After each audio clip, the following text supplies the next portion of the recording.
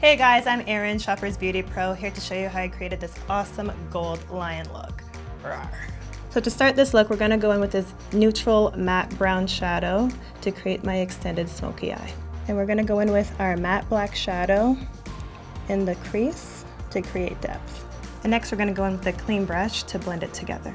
After blending, we're going to go in with our liquid glitter to really extend the eye out. And just let that dry for a second. And we're going to go in with our liquid liner to extend the eye. Go in with our highlight shade and just highlight under the brow. The key thing to nail this look is to extend your liquid liner away from your tear duct down towards the nose. So next we'll go in with a matte white liner to fill in our gap. And we're just going to go in and apply a generous coat of mascara. And next we'll go in with our waterproof liquid liner to line the nose. For the lip, we're going to do matte black for the top and a nude for the bottom. And a pop of color for our mane. And there you have it, my take on a glam lion. Thanks for watching.